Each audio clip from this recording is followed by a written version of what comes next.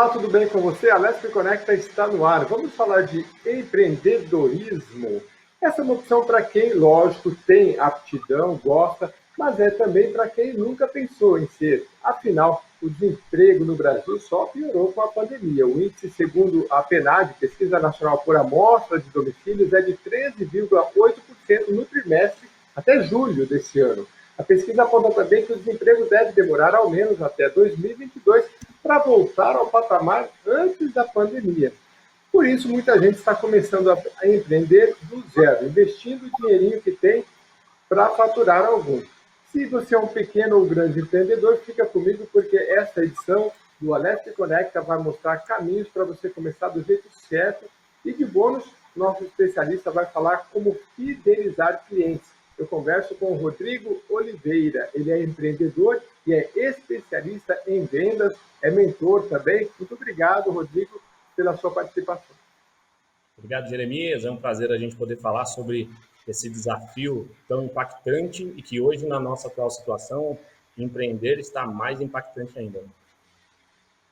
Rodrigo, eu vi que você é mentor também. Explica para a gente, porque tem diferença do coaching, do mentor, do consultor, né? Quem começa a empreender tem que procurar quem? Tá, vamos lá. O que é ser mentor? Você quer montar o seu negócio e o coaching, vou tentar fazer uma divisão rápida, tá? Coaching, ele Aham. estuda para poder te aconselhar muitas vezes na sua vida pessoal, pode até ser em alguma coisa que tem a ver com o seu negócio, mas ele não é um especialista. Ele não é especialista em empreender ou em vender ou na área financeira. Ele não é especialista. Ele lida com pessoas, mas não é especialista em negócios, tá? Apesar de ter alguns É, especialistas aí, mas, de modo geral, não é. Consultor é aquele cara que ele vai prestar serviço para você fazendo o ato de melhorar a estrutura comercial do seu negócio, o ato de, por exemplo, prestar um serviço para você melhorando o seu marketing. Então, esse consultor, na grande maioria das vezes, ele é um prestador de serviço que ele está mais enraizado na empresa, ele está mais próximo da empresa. Então, ele consegue estar no dia a dia. E o mentor é aquele profissional que ele já tem uma bagagem muito longa com o empreendedorismo, ele sabe onde estão os caminhos que levam uma empresa a quebrar, que levam uma empresa a crescer, quais são as possibilidades que ele tem para ajudar o seu negócio a crescer. E aí o mentor ele entra para o empreendedor da seguinte forma: ele dedica tempo, muitas vezes até condicionado a relógio, né, 5 horas, 3 horas, 4 horas, para ele dar aconselhamentos ao profissional, para que o profissional, dentro daquilo que ele precisa crescer, possa pular algumas etapas ou evitar algumas etapas que faria ele ter dificuldades financeiras, estratégias de vendas. Então, dando um exemplo muito prático, imagina que a pessoa tem uma startup, vamos colocar como startup, ou um pequeno negócio. Isso eu vou colocar como pequenos negócios, que é a nossa pauta aqui hoje, mas serve para qualquer porte de empresa. E ele precisa de alguém especialista em vendas. A pessoa vem, fala comigo, eu dou um aconselhamento para ele dentro do que ele pode fazer na gestão de vendas, na como ele montar o time, como ele pode criar ações para poder atrair novas possibilidades de negócios. E aí eu dou essa mentoria.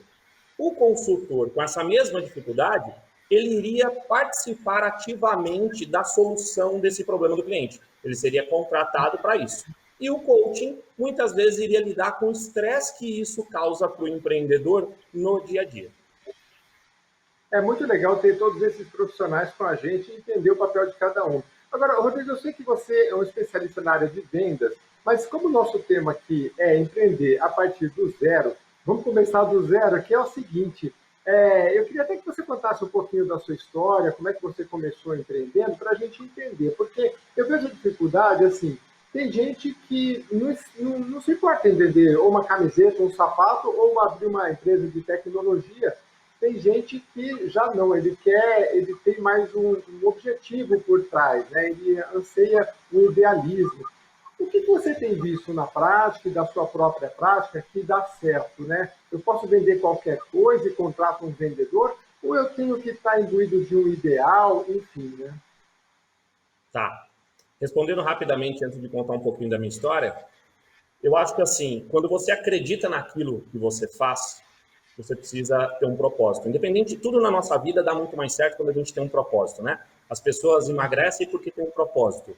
As pessoas viajam porque tem um propósito. E as pessoas abrem um negócio por um propósito. Infelizmente, Jeremias, acontece muito pessoas se tornarem empreendedor não porque eles queriam, é porque às vezes não enxergam outra opção. Então, uma coisa é você estar empreendedor e você ser empreendedor. São duas coisas distintas, tá? Estar empreendedor é quando você se viu numa situação em que você não conseguia muito arrumar um emprego ou não estava se recolocando, aí a pessoa está empreendedor. Ela começa a vender camiseta, ou ela começa a vender bijuteria, ou ela presta serviço em uma determinada área da qual ela era funcionária antes. Só que o que ela começa a fazer? Isso é muito comum no Brasil. Ele começa já a atender as pessoas e começa a rodar, daqui a pouco ele não sabe precificar, ele não sabe como rodar, ele não sabe como fazer o negócio crescer. Quando ele menos espera, é como se ele tivesse como uma pastelaria, sabe? Ele vende no volume, ele passa a não ter mais vida pessoal por conta disso, porque ele não consegue precificar o tempo do trabalho, principalmente quando a gente fala de prestação de serviço, que é muito complicado isso. E aí, quando ele menos espera, ele está trabalhando até mais do que trabalhava antes, e às vezes nem está ganhando o que ganhava antes. Quando você é empreendedor, é quando você se prepara para aquilo que você quer fazer. Você tem o propósito, você tem um ideal, você acredita naquilo que você quer, mas você também tira a parte da emoção e leva também para a razão. Quando você leva para a razão, você identifica se aquele mercado te serve, se aquele mercado tem a ver com você. Não adianta, se você não gosta de carne, não adianta você vender produtos relacionados à carne. Você não acredita. Então, por que você vai vender? Tem que ser alguma coisa vinculada àquilo que você acredita, porque aí nós estamos falando que o amor e o carinho, ou seja, o coração, pode trabalhar com a razão. O grande problema do empreendedorismo, quando ele começa, é porque ele quer só usar a emoção. Porque a razão é chata. Você parar para ver qual é o preço do seu produto, pesquisar o seu concorrente, saber a fundo o que ele está fazendo, saber para quem você vai vender, isso é extremamente importante. Saber para quem você vai vender, saber o que a gente chama de público-alvo, faz toda a diferença entre o sucesso e o não sucesso, vamos chamar de fracasso. Vou dar um exemplo para vocês que aí entra na minha história. Eu comecei a trabalhar aos 12 anos. Aos 17 eu pedi demissão da onde eu trabalhava criando capas de CD no centro de São Paulo. E aí é engraçado que, né, hoje eu me encaixo muito no Fórum de Jovens Empreendedores da Associação Comercial de São Paulo, do qual faço parte, porque eu brinco que eu sempre fui um jovem empreendedor, desde os 17 anos.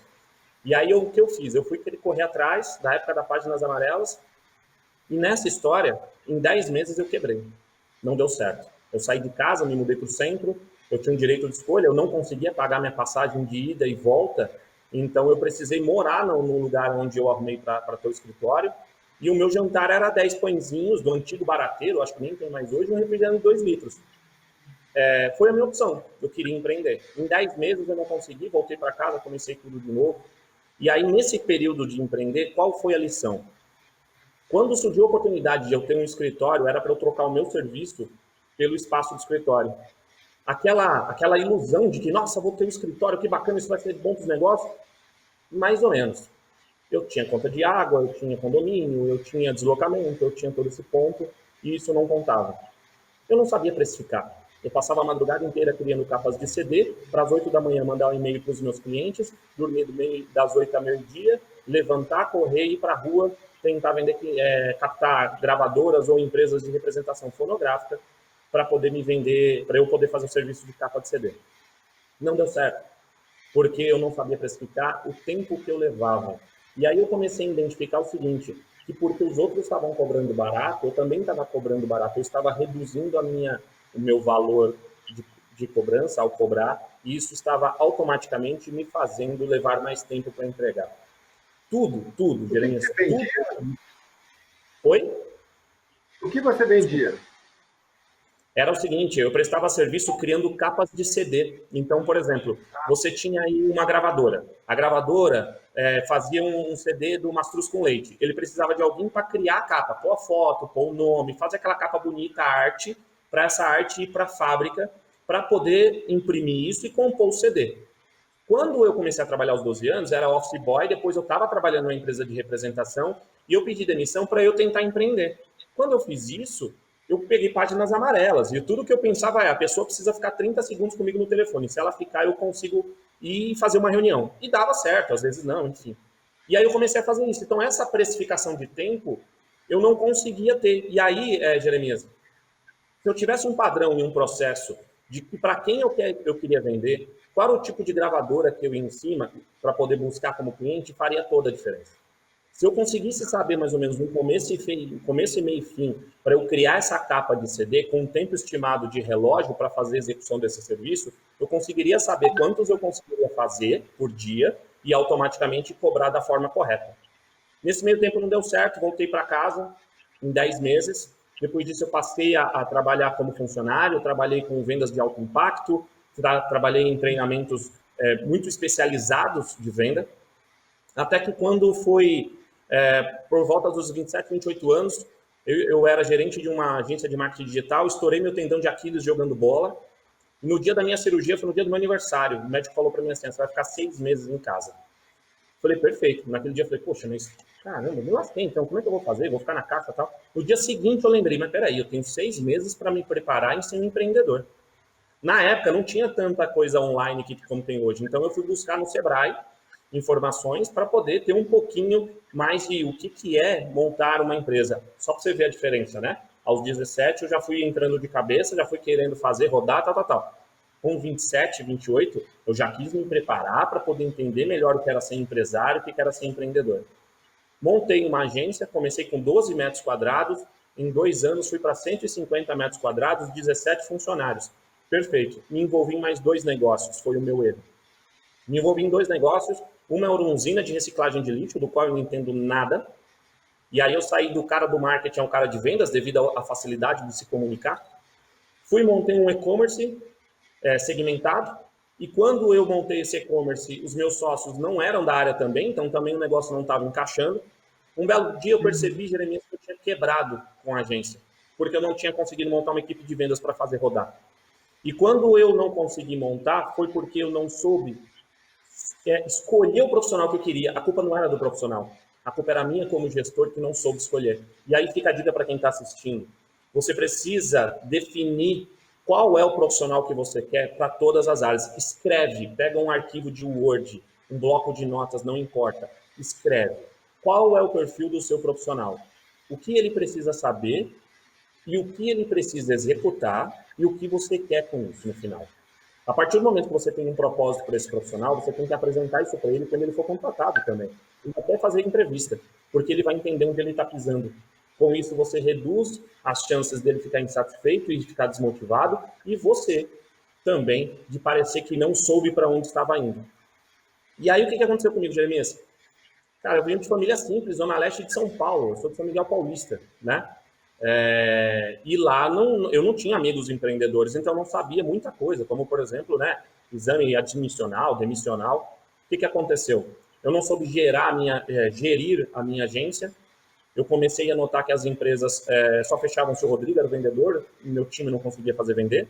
Do outro lado, a usina não funcionou o projeto como deveria, o e-commerce também não. Um belo dia, eu descendo a Rebouças, eu tive crise de estresse.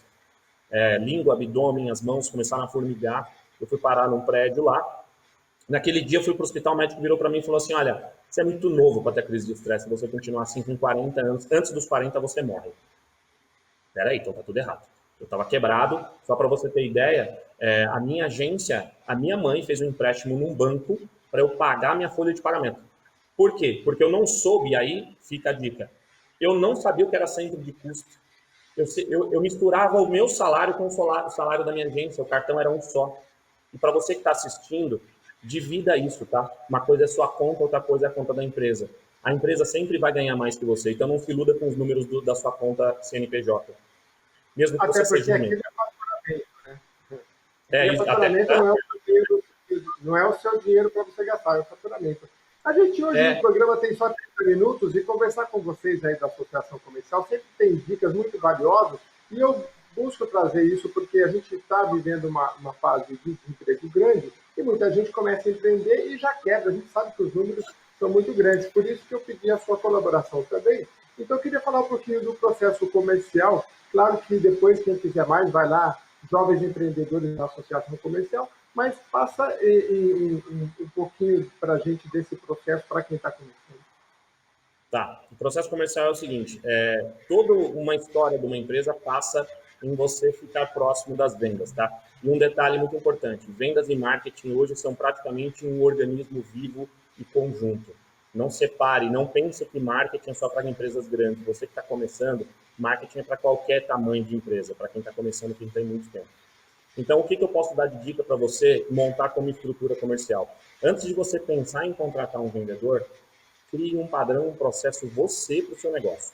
Então, você precisa identificar qual é o padrão de vendas que você tem. Você tem um serviço que vende mais do que os outros? Você precisa avaliar isso. Você tem um serviço que ele é sazonal? Se prepare para isso, né? A partir do momento que você monta um contexto de venda, o que eu te dou como dica? Primeiro ponto, monta um e-mail para você entrar em contato com o cliente, se você fizer isso, que tem apenas 3 parágrafos. Primeiro parágrafo, qual é o motivo de você entrar em contato, qual a solução que você resolve, qual é o problema que você resolve, porque aqui você citou qual é esse problema, e no terceiro, leva ele para uma reunião, incentiva ele para uma reunião. Não faz mais que 3 parágrafos de aproximadamente 3 linhas. E-mails longos não faz ninguém te responder. O cara cansa e te bloqueia até. Quando você vai montar um processo de entrar em contato com as pessoas têm muito hábito de querer contar tudo, não conte tudo. Então, você cria esses e-mails de acordo com o tipo de serviço que você quer atingir ou o público que você quer atuar. Mas lembre-se, não existe processo de venda se você não sabe para quem está vendendo. Se preocupe em saber para quem você vai vender, quem é o seu público. A partir do momento que você tem isso, você começa a pensar assim, ok, qual que é a minha próxima etapa? Orçamento. Você precisa ter um padrão de orçamento, um processo de orçamento. Você não pode levar horas para fazer um orçamento, ele tem que ser prático. Ele precisa levar pouco tempo. Se o seu orçamento está levando mais de 15 minutos para fazer, dá uma avaliada nele para ver o quanto aquilo tem coerência com a realidade do seu negócio. A partir do momento que você tem agilidade nisso, você ganha tempo e produtividade para poder captar novos clientes. Depois que você tem um e-mail inicial, você tem também um formato de processo, um formato de orçamento, você precisa se preocupar em como se vender. Você tem uma apresentação hoje online, você ainda vende presencial. Hoje o presencial e o online, eles vieram para trabalhar em conjunto. Nenhum dos dois vai tomar conta 100% um do outro. Então, por exemplo, nós aqui fazemos reunião online há 3 anos já. Então, para nós era comum. Quando você for fazer uma reunião online, sempre pense no seguinte formato. Primeiro formato, logo da sua empresa na capa, você pega e fala um pouco sobre você. Gere credibilidade nos primeiros slides, 2, 3 slides. Criou essa credibilidade, você passa para a segunda etapa. O que falam sobre você está conectado ao que você tem como credibilidade. Depois, tente ouvir o seu cliente numa parte da apresentação. Entenda se aquilo que você acha que ele precisa é realmente o que ele precisa. Ouça ele, pergunte a ele. Se for necessário, anote. Não tem problema, não é vergonha ele ver que você está anotando. Ele vai ficar até lisonjeado, significa que você está dando atenção. Na sequência, fale sobre o seu negócio. Qual é o problema que você resolve para aquela pessoa que você está em reunião? A partir do momento que você fala para ela e enquadra naquilo que ela já te disse, a probabilidade dela querer você, o seu serviço, é muito maior. Depois que você mostra como funciona o seu serviço, os números e como ele se encaixa na realidade do seu cliente, finalize de uma forma que fique muito transparente para ele. Se você já vai mostrar os números, mostre de um jeito que ele entenda claramente. Não coloque muitas informações. O simples é que funciona. Quanto mais complexo e mais cheio de informações, não resolve. Não faça uma apresentação cheia de textos. Quem tem que falar é você. Ele presta atenção no visual, mas ouve você. Se você faz uma reunião presencial, crie um formato de reunião. Ela precisa ter um começo e meio fim. Você chegou, conversa com a pessoa, se apresenta, fala um pouco sobre as suas credenciais e tente entender qual é o problema desse cliente, o que ele precisa. E lembre-se, fale apenas daquilo que ele precisa no primeiro momento. Não adianta você falar de toda a sua gama de serviços se ele só precisa de um deles. Foca nisso. A partir do momento que você foca nisso, ele vai notar que você está preocupado com as necessidades dele. Se ele notar isso, ele tem uma tendência muito maior de contratar você, porque geralmente o prestador de serviço, o Jeremias, tem uma dificuldade muito grande de ele entender que o cara só quer um produto, um serviço. Às vezes ele tem 20, ele quer falar os 20, e aí ele perde tempo nos 20. Então, o que eu aconselho? Fale só daquele que o cliente precisa, porque na hora que ele vê isso, ele vai notar que você está dando um atendimento personalizado. Quando você for apresentar os números, valores de investimento, primeira coisa, mostrou formato do seu trabalho, crie padrões, não crie 17 mil jeitos de mostrar o valor, não vai funcionar, crie padrão para facilitar, 2, 3 no máximo.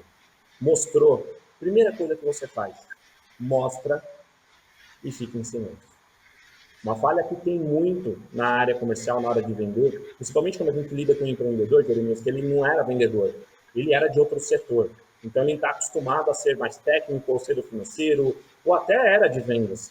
E aí, o cara, ele tem tanta informação na cabeça dele para passar para aquele cliente, que ele mostra o valor e começa a falar. Aí, a pessoa que recebeu o valor, sabe o que ela vai dizer? Ok, eu preciso pensar. Sabe por que ela precisa pensar? Porque você não deixa ela pensar no momento. Então, a dica é, mostrou os valores, independente de ser online ou presencial, silêncio. Esse é o momento que você menos fala. Se o cliente fizer pergunta sobre forma de pagamento, responde sobre forma de pagamento. Se ele fizer uma pergunta sobre a prestação de serviço, apenas responda sobre a prestação de serviço.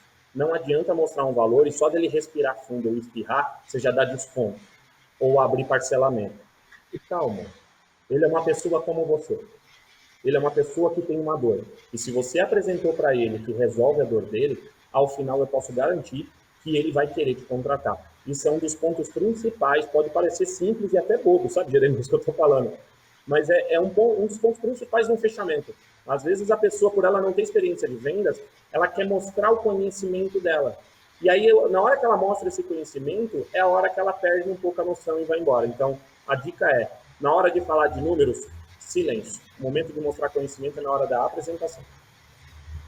E só para finalizar, só para finalizar, depois que você vender, se preocupe em acompanhar a prestação do serviço. A prestação do serviço tem um grande lance, Jeremias.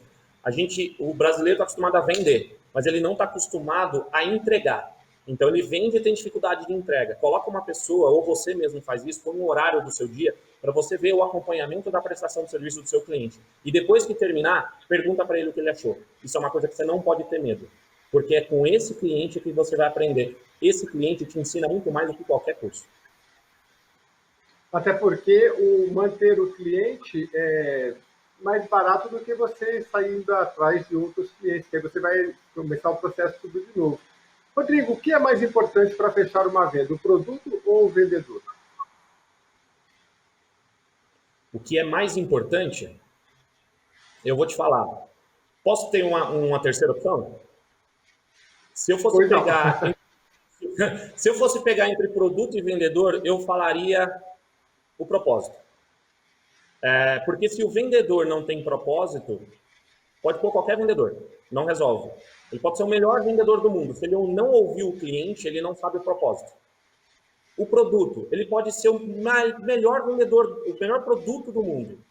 Se ele está sendo oferecido para a pessoa errada, também não resolve. Então, o produto e o vendedor, eles estão dados e dependentes de ser entregue para a pessoa certa. Quem é o seu cliente? Você está vendendo para a pessoa certa? Você está oferecendo batata para quem quer morango? Toma cuidado, você está oferecendo para a pessoa errada. Você precisa entender para quem você está oferecendo. Então, a dica que eu dou é, antes de sair vendendo, você empreendedor, você que já está há bastante tempo como empreendedor ou está começando agora, a dica que eu te dou é, não se preocupe em vender primeiro. Olha que dica maluca. Se preocupe em entender primeiro. A arte da venda, eu uso 3 palavras, Jeremias, que para mim resumem qualquer tipo de venda.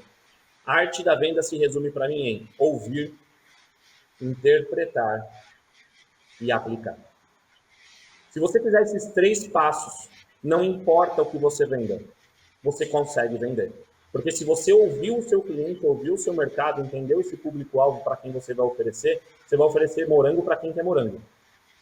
Aí você aplica, aí você interpreta. Essa interpretação é a hora que você define para quem vai oferecer esse morango. Qual é a pessoa certa para oferecer esse morango? E aí você aplica. Na hora de aplicar, Não adianta, por exemplo, você colocar o melhor vendedor do mundo, que se o vendedor do mundo não entende qual é o propósito dele na empresa, mas você tem que vender morango.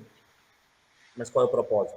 Olha, você tem que vender morango por aí, porque esse cara, ele gosta desse tipo de produto, ele não compra batata, ele é especializado em frutas, e por conta disso, o nosso morango, por ser orgânico, tem um alto valor agregado. Qual é o diferencial? É esse. Você começou a dar propósito para o vendedor. Tanto é, Jeremias, uma coisa, já me perguntaram muitas vezes isso, até em clientes que a gente tem na nossa parte de consultoria e inteligência comercial, os nossos clientes perguntam assim, Rodrigo, como eu contrato um vendedor? Aí eu respondo de uma forma, quando ele se familiariza com o seu produto. Não adianta ele ser o melhor vendedor do mundo. Se ele não tem familiaridade com o seu produto ou seu serviço, a chance de você conseguir ter um cara mais engajado é muito pequena. Você vai sofrer muito para treinar esse cara. E ele não precisa. E detalhe, o bom vendedor não é necessariamente o cara que tem 20 anos de mercado. Ao contrário de muita gente pensar isso. O bom vendedor é aquele apenas que sabe ouvir. Se você tem um vendedor que ele fala e não ouve, ele não vai conseguir interpretar, muito menos aplicar. Então ele entra numa situação robotizada. E isso se aplica a tudo. Não adianta você vender um copo de vidro para quem quer de plástico. Não adianta você vender um carro importado para quem quer um nacional. Então, dentro do contexto, ouvir.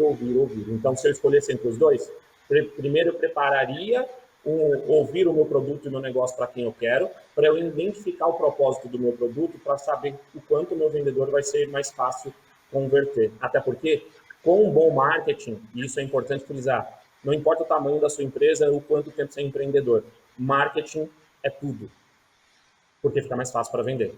E aí não põe a culpa. Marketing. Pense em marketing, comunicação, divulgação, não importa, não existe produto tão específico para marketing. Sempre faça e sempre coloque ele como prioridade zero no seu negócio. Rodrigo, eu gostaria de perguntar para você aí sobre carteira de clientes, fidelização de clientes, mas acho que eu vou ser mais produtivo se eu te perguntar em relação à Associação Comercial de São Paulo, o grupo de jovens empreendedores, quem está nos acompanhando, como é que faz para saber como é que vocês fazem lives, os endereços, porque daí a gente consegue incentivar e orientar esse pessoal aí que está querendo empreender. Tá. Primeiro ponto que eu posso dar como dica para saber muito sobre empreendedorismo é entrar no site do SOS Empreendedores, que é do núcleo, da Associação Comercial São Paulo. Além disso, tem um canal no YouTube com esse programa, já tivemos a primeira temporada lá, SOS Empreendedores, joga no YouTube que você vai ver que tem muito conteúdo legal, tem gente muito conhecida no mercado em vários setores que vão poder te ajudar. E essa parte de fidelização de clientes é uma das coisas que a gente pode até levar para a realidade do pessoal que participa desse núcleo. Então, hoje, a Associação Comercial de São Paulo tem várias distritais na cidade, né? Dentro de cada regional, vamos chamar assim, cada distrital, nós temos jovens empreendedores que lá dentro fazem a diferença para ajudar as pessoas que estão começando de modo geral. E pense, imagina que você tem esses jovens ajudando em cada distrital e você também precisa engajar eles. Então, a própria associação comercial tem um formato de engajamento que é estar próximo, ouvi-los. Imagina, nós estamos ouvindo o nosso cliente que vai falar com outro cliente. Cada pessoa do fórum, do núcleo de jovens empreendedores, cada uma dessas pessoas envolvidas nesse fórum, de alguma forma, elas estão sendo ouvidas para se sentirem engajadas a fazer a diferença no dia a dia das empresas. Então, cada prestador de serviço, lembre-se, quando você tem pessoas na sua equipe, a primeira pessoa que você tem que vender é quem trabalha contigo. Nunca pense que o seu primeiro cliente é quem está lá fora, o seu primeiro cliente é quem está com você no dia a dia. E esses jovens empreendedores, essas pessoas que fazem a diferença conosco, em cada uma das distritais na cidade de São Paulo, são os nossos primeiros clientes. São eles que a gente tem que engajar. Então, esse engajamento, nós temos reuniões online, né? Que o Nando Gaspar está sempre à frente disso, conversando com o pessoal. Além dessas reuniões online, na época que tinha os encontros, acontecia periodicamente esses encontros em cada distrital. Tem pequenos eventos nas distritais para poder atrair empreendedores, para eles aprenderem, evoluírem e crescerem como pessoas físicas e pessoas jurídicas. E agora imagina, já pensou se a gente não tivesse essas pessoas engajando, pequenininho, toda semana, todo mês? Hoje esse fórum não daria certo como dá, a nível nacional, né? Todo o contexto de jovens empreendedores. Então, se eu fosse falar como fidelização dentro da associação comercial, nossa primeira preocupação é fazer com que cada um dos jovens que estão conosco na associação fiquem engajados, continuem comprando a ideia, continuem entendendo como estão fazendo a diferença na vida de centenas e milhares de pessoas que querem empreender. A partir do momento que a gente engaja cada um deles, eles levam isso para frente. Agora pense isso com o seu cliente. A partir do momento que você tem um cliente, primeiro faça o seu time ficar engajado com você e a sua marca, porque cada uma dessas pessoas representa a sua empresa. O seu cliente tem uma tendência maior de ficar engajado. E quando você presta serviço, sempre se preocupe em falar com ele. O cliente está carente, cada dia mais carente. E às vezes um WhatsApp, uma mensagem de WhatsApp, um e-mail que você mande para perguntar como estão as coisas, se está tudo caminhando bem, é o suficiente para ele não te largar durante um bom tempo. Mas sempre pense, não significa que você cresceu. Crescer é fácil, se manter é que é difícil. Rodrigo Oliveira, muito obrigado pela sua entrevista. Esse foi só um papinho, mas olha, vai lá no SOS Empreendedor, no YouTube, e procura o pessoal que trabalha na Associação Comercial de São Paulo, que tem muita coisa interessante. São colaboradores aqui sempre com a gente, porque a gente também procura conversar com os mais variados especialistas para saber como é que está o mercado e procurar dar a nossa participação também. Muito obrigado, Rodrigo, mais uma vez, pela a sua presença aqui. Até a próxima edição. Jeremias, muito obrigado. Todos podem entrar mesmo no YouTube para procurar o SOS Empreendedores. Tem muita coisa boa lá. No site também, que entrou no ar recentemente. Tenho certeza que todo mundo vai ter bastante informação bacana para os seus negócios lá. Muito obrigado e conte sempre com a gente aqui. Maravilha. Eu aprendi muito e espero que você que nos acompanha até aqui continue aprendendo, né? Porque a gente tem que aprender cada dia e ter um grupo muito legal. Poder participar com as outras pessoas é muito importante. Eu fico por aqui. Até a próxima edição.